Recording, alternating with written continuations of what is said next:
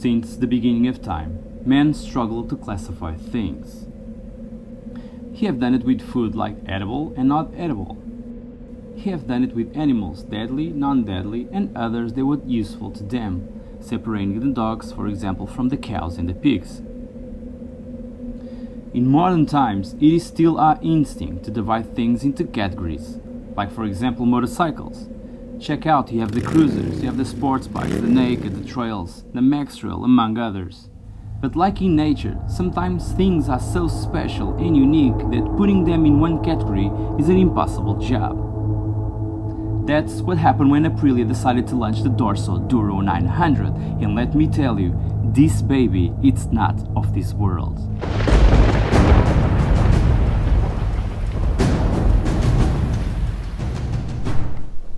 Okay, so we are here in the magnificent Azores Islands, in San Miguel Islands, to talk about the Dorsoduro 900. But to remember, this is only a user point of view. I'm not a specialist, I'm not a journalist, nor a seller, so please do take that into account. Okay, so we are here talking about the Aprilia Dorsoduro 900, and Dorsoduro means two things in Italy.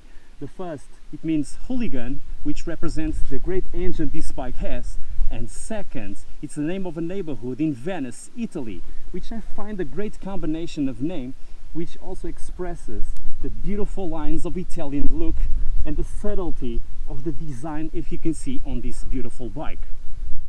Just look at the details, man. Check out this exhaust on the back. They are so well made, even with this like a shark gills, right? I don't know. It's just beautiful. Two big pipes coming out on the back with a central light in the middle. I think it's just really precious. Even the side stand is just a little bit with design. Just check it out. It's nothing bulky. The golden swing arms, just beautiful. Everything is well worked. Everything is well thought in this beautiful machine. So in relation to the older version of the Dorsoduro, I mean the 750, this new one, 900 version, has a new electronic management with a new TFT of 4.3 inch and also a ride-by-wire control. There's also a new coating on the pistons, reducing its friction.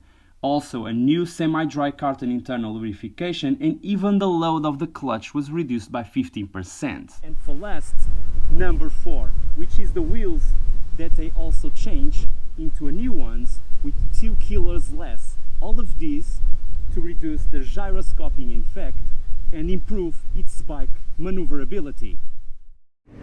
The riding position is a vertical one, like you were on the trail bike, for example, and this is excellent for 2 reasons mainly. One is excellent for your back to keep like this, and second, you have a higher position to your traffic analysis, since you are a little bit higher than the majority of the cars. The commands are pretty normal. Here on the left side you have the turning signals, as for example I just turned. You have the, like they call the joystick, to run through the menu with all the modes and disconnectables and connectables and configurations, etc. Also the horn, of course, and in the front you have the high beams and the signals beams. I think that's the way you call it. On the right side, things are pretty normal over here as well. You have the killer switch on the red, and the black button is to turn on the bike. And once it's turned on, you can press it again to select one of the 3 riding modes: the Sports, Tour and Rain. The mirrors are nice, very discreet with a nice view, although I have seen better, and to be honest I will change them from an official Aprilia accessory, new mirrors, which will improve not only visibility but also of course the style, which is one thing very important in Italian motorbikes. So having this style of a trail bike, it's normal to expect a higher suspension. So in front we have an imported forks from Cayaba, 160 millimeters of traveling and 41 millimeters of diameter. They are fully adjustable. In the back we have a beautiful exposed shock from Sachs, also with 160 millimeters of traveling, and you can change it in extension and preload. The chassis is a beautiful steel tubular trellis combined with aluminium plates, very well exposed, especially they gave them this red color. It's just beautiful in my opinion. The wheel sizes are pretty standard for road use, 120/70 with radius of 17 in front, and in the back 180/55 to radius 17 once again. The stock tires are the Dunlop Sport Max Qualifier. These ones, okay, they are good, they are not great, and I hope and expect to change them on the near future. Maybe from some Pirelli Corsa or Angel GT, I don't know. I have to decide it yet, study it better. If you have any suggestions, by the way, leave them. What tires do you think I should put on this motorbike? Okay, so continuing, the fuel tank is small. It's only 12 liters capacity, and the consumption of this engine goes to 6 to 7 liters per 100 kilometers, around that. Oh, look at this view, huh? North shore of my islands, right there. Awesome. Okay, but we are not here to talk about the island, we are here to talk about this beautiful bike.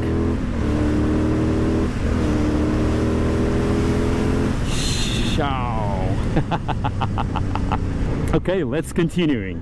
So imagine around 6.5 to 7 liters per 100 kilometers. So if you are from the USA, just do the math, guys. Great brakes, by the way, haven't talked to you yet. So have 2 discs in the front, 220 millimeters of diameter, with radial 4 pistons braking. In the back, 240 millimeters, 1 single piston, and they are just fucking great. Look, nice.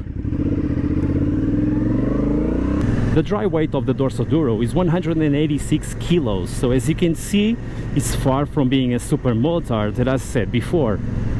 The seat height can be a little bit high for some people. It's 870 millimeters to the ground. So for example, I measure 179, okay, 179 meters, and I reach quite well with both feet on the ground. So I don't know, just see if it fits you. One good thing that I can tell you about this ride-by-wire system and the configuration that they made with the availability of power is that you have a very smooth acceleration all the way. So you don't have like unexpected peaks along the acceleration, which for me it's great because you don't get too much of the surprises over there. You get what you want. So with a twist of your wrist, you can have a fully controllable machine. And the availability of power is in all revs, okay? You just continue accelerating and accelerating until it doesn't give up more. So you don't have like those unexpected peaks, as I said before. As a friend of mine told me, it's a powerful machine, but it's a very domesticated machine. So it's not crazy as this, for example, the MT-09, but can be crazy enough if you exploit this bike. And for me that's excellent because it's all up to you, all up to the rider. That's the rider who's in charge, not the motorbike. One of the things also that the majority of the reviews don't talk about is the passenger seat. So I haven't found any information about that before buying the Dorsoduro. So I'll give you my opinion. My girlfriend, she says it's not too bad, okay, but she misses 2 main things. One of the things is that she would like an anti-slippery material on the seats. So she, while we are riding, she continuously slides towards me. The bike has a strap over here, but it doesn't do a lot of things. The strap, it's not very well positioned. Probably it's under my ass right now. And that's the second thing that she misses, is that, let's go through here. Let's go to some dirt. But as I was saying, the second thing that she misses is some pegs for her to handle, some handles, okay? There are some handles available in the Aprilia official store, but if you put them, it will change a little bit the design of the motorbike. So we haven't decided yet if we're going to make that investment or not. Come on Dorsoduro, come on, do a lap. Work it baby. Fuck yeah. Oh my god, this is just awesome. Yeah, so easy with this bike. It almost seems like a trail bike. It's amazing. So easy to ride on the dirt with this one. I'm blown away by this bike. That's why in the last video, of course in Portuguese, I said it was the perfect bike. So perfect for me, for here in the Azores. And this brings up another question. And I say for here because we don't have highways. We have at least speedways, but don't have highways. And why this is important? Because this bike is not made to run at high speeds. And it doesn't have a lot of wind protection. As you can see, you have this little tiny thing over here in the front. Of course, there are some aftermarket windscreens, for example from Puig, which look good. They don't mess up too much with the design. And I think they make some difference. I don't know, maybe I'll buy one, maybe I will not. So if I do, I will tell you. So okay guys, so in conclusion, of course the Dorsoduro has its downsides, but for me this is actually the perfect bike for here, for this environment, these spectacular views, these amazing roads that we have with huge twisties, narrow streets. So this motorbike is truly capable of making my adrenaline levels going high, and best of all in a very controllable way, as I said before.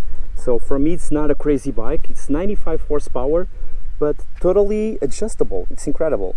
Also with this higher suspension I can go to tarmac and I can go to roads, to dirt roads, as I said before, and explore this magnificent island. So what more can I ask? And also for only around 10,000 euros, which is an amazing price. And the times that the Japanese motorbikes were more cheaper than the Europeans, that time is gone. That time, this is a myth. For me, of course, I'll give it a 5 out of 5 in this category, and this is just an awesome bike and doesn't have any competition at all, except for the Ducati. But the Ducati is like 4,000 euros plus, and it serves a different purposes. It doesn't have like a passenger seat or such a good passenger seat. It has much more horsepower, so it's a totally different purpose over there. So I would say that Dorsoduro is pretty much alone in the market. Okay guys, this is pretty much it. This is the review that was possible to make. Not very specific, not very technical of course, but it's from a user. It's from sincerely, it's from the heart, it's from the mind, it's from the passion. And I hope you have enjoyed this video. So if you do, just please push the like button, comment, make subscribe if you want to check out the next videos. This is a Portuguese mainly channel, but for reviews I will do it mostly in English one, so stay tuned to that.